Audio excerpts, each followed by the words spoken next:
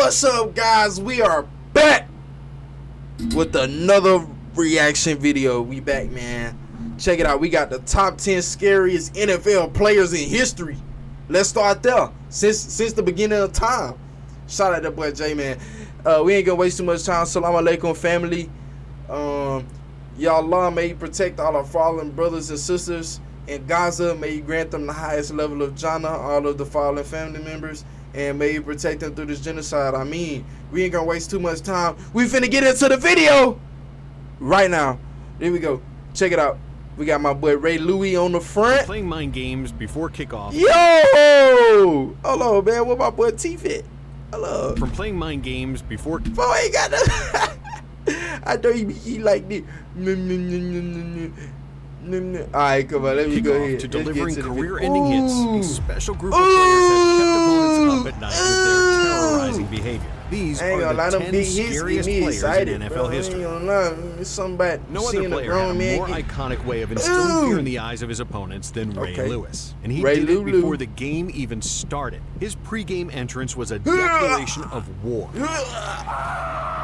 Hey, bro, y'all seen, I don't know, I don't mean it. Man, y'all remember that clip when bro was trying to kneel for the anthem? That boy had got down on 2 knees. He ain't... That boy ain't know what to do, man. That man was just down there on the floor with it, man. Hold on. Whoop, whoop.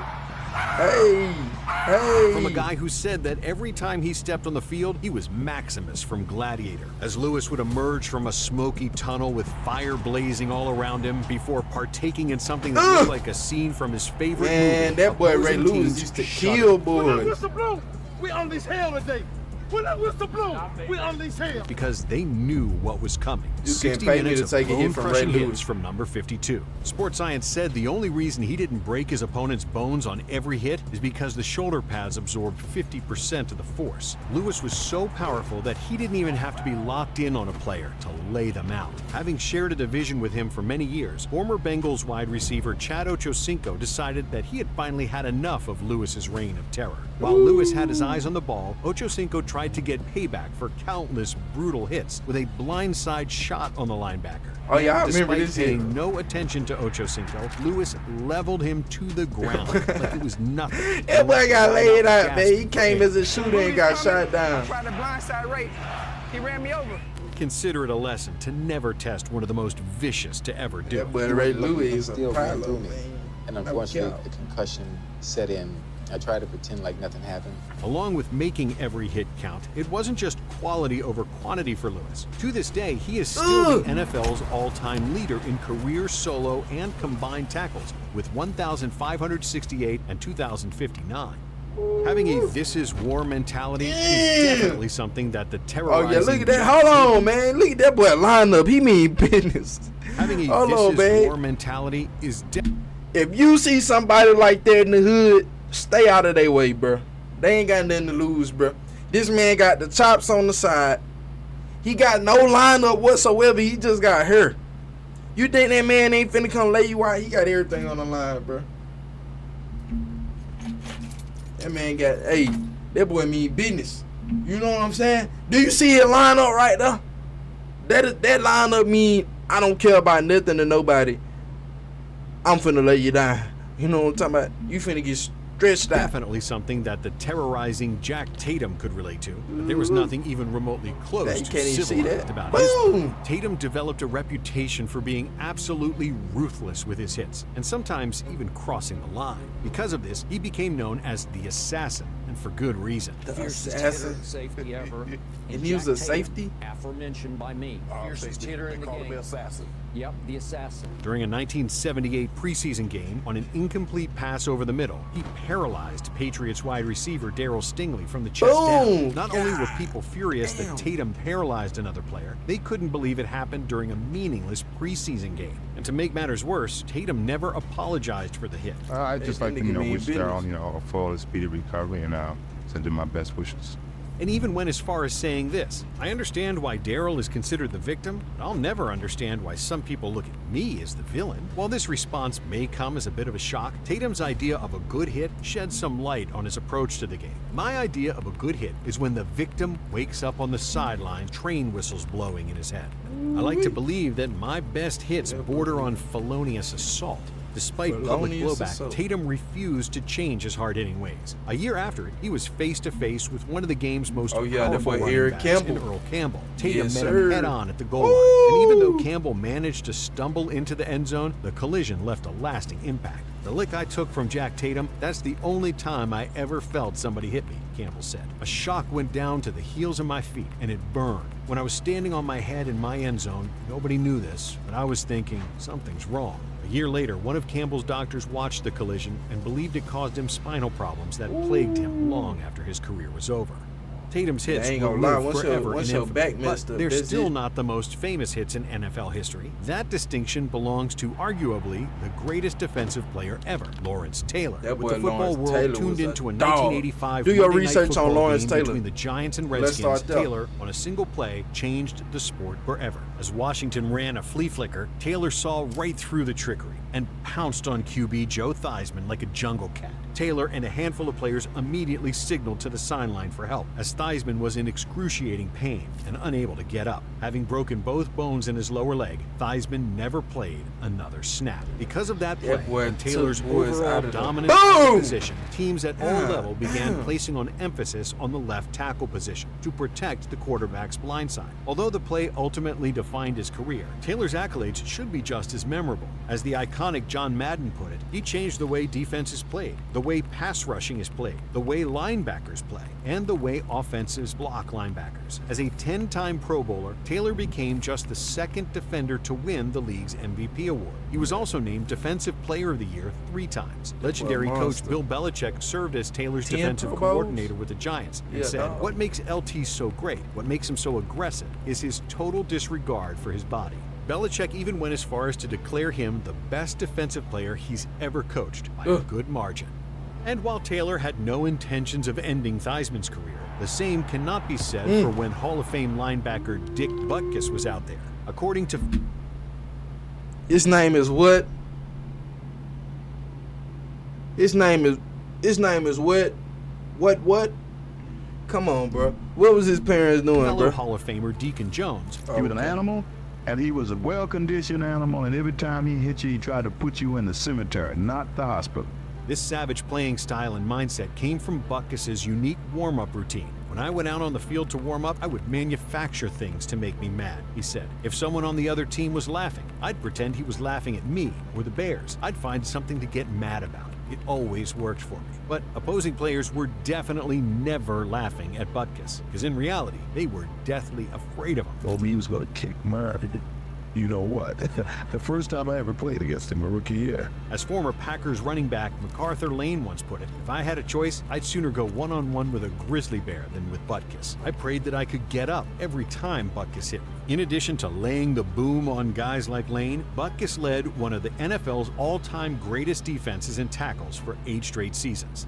Jack Lambert was another linebacker in charge of one of Man, the they league's had most some dirty terrorizing white boys defenses back. ever, Them white serving boys as the played face dirty of the as hell steel back in the curtain. day. And Look it at was that. an The guy unforgettable holding that- face, ooh, to say the that boy least. ain't- Missing his see, look at that boy. That upper boy ain't got no front teeth. He Lambert's mean toothless business. snarl was That the boy is a perfect dog. representation of his playing Hell style. no. Before becoming a legend, John Elway in his first career, the perfect Bro, that look like something they come crawling out your closet at night. And you think I'm finna go heads up with that cat?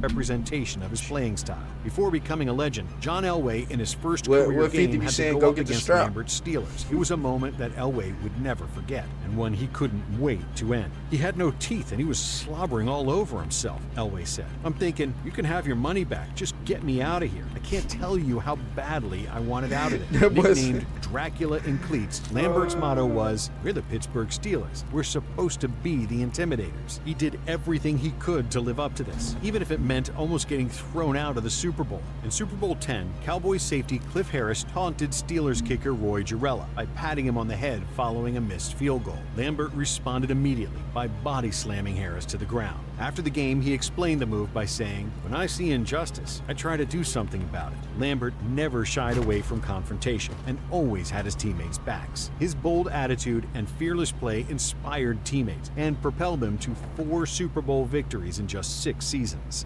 And with just as cool a nickname as Dracula in cleats, Dick Night Train Lane was never supposed to make this list, let alone play in the NFL. Lane played just one season of junior college football before serving in the U.S. Army for 4 years. After being discharged from the Army, he happened to pass by the Los Angeles Rams office on his bus ride to work. Despite a total lack of experience playing the sport at a high level, Lane decided to stop in and asked to try out as a receiver. The team was so blown away by his raw athleticism that they gave him a spot. Lane eventually switched to defensive back, and the Rams quickly fell in love with his ferocious playing style. It didn't take long for the rest of the league to become familiar with this, as the NFL had to create rules against Lane's brutal tackling style. He became known for wrapping players around the neck or grabbing their face mask and slinging them to the ground. People started calling the move the Night Train necktie. In 1961, he tackled John Arnett by the face mask while he was running at full speed and left him lying motionless on the field. The next year, the NFL made a rule prohibiting grabbing the face mask to make a tackle. They later banned a tackle around the head and neck, or what was called a clothesline tackle, largely because of Night Train. Clothesline? There was no malicious intent with it, explaining, "My object is to stop the guy before he gains another inch. I'm usually dealing with ends who are trying to catch passes, and if I hit them in the legs, they may fall forward for a first down. There's nothing I hate worse than a first down." In addition to wreaking havoc with his tackling style, Lane was also a menace as a ball hawk. To this day, he still holds the NFL record for most interceptions in a season with 14, somehow doing so in only 12 games.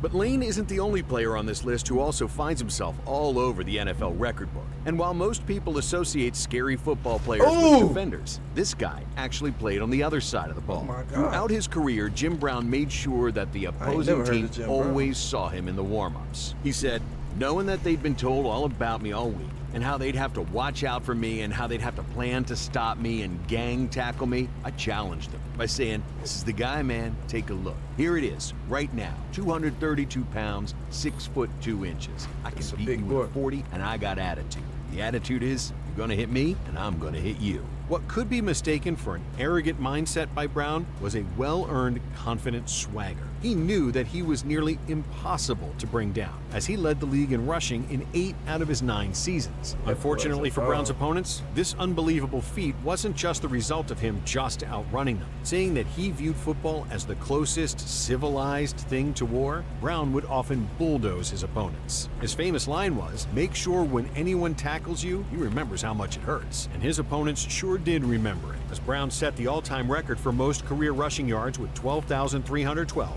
yards per carry with 5.2, and rushing touctouchdowns with 106. It's been more than 50 years since he retired, and his record of career rushing yards per game still stands at 104.3. Not only has it stood the test of time, but no other player has even cracked the 100 yards per game mark since.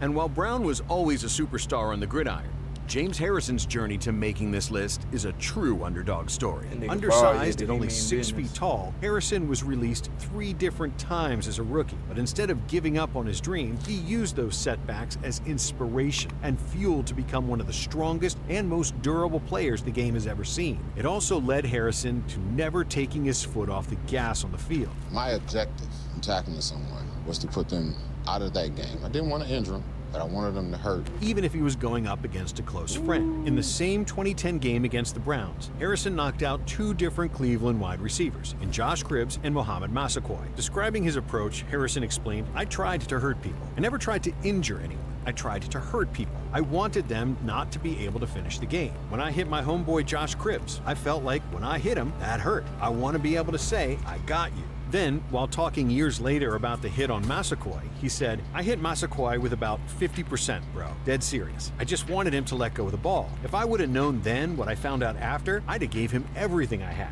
If I known they was going to fine me $75,000 for that, I would have laid into him. He might not have gotten off that field." As Harrison got older, neither his viciousness nor his otherworldly strength faded. While most defenders don't play past 39, he was still lighting up opposing wide receivers and going viral for his workout videos. A workout video from 2017 showed him doing 675-pound hip thrusts, hang cleans, and reverse lunges at 315, 405-pound decline presses, 225-pound overhead triceps extensions, and 1,800-pound sled pushes.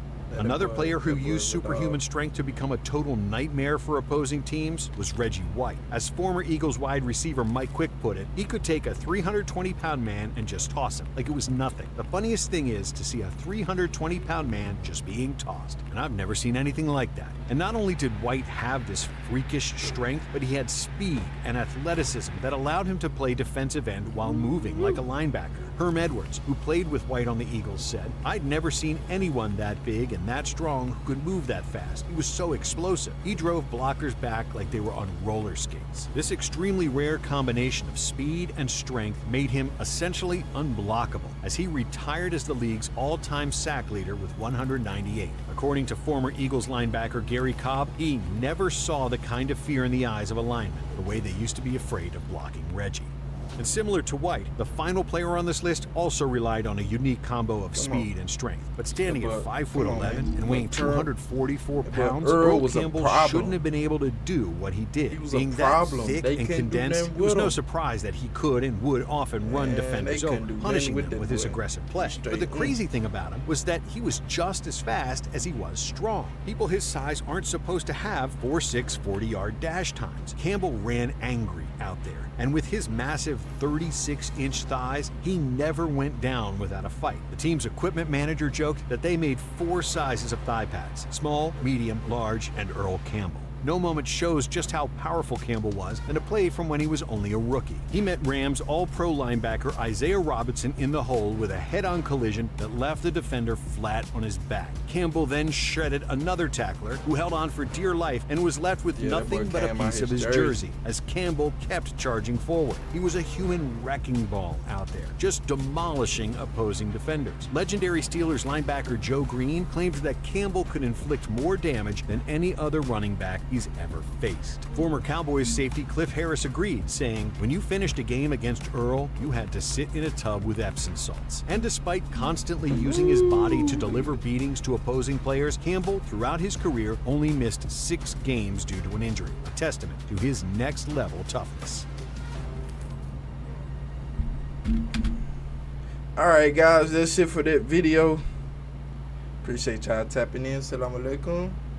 Look forward to seeing y'all next time. Appreciate coming along on the ride, man. I'll catch y'all, boys. Yay.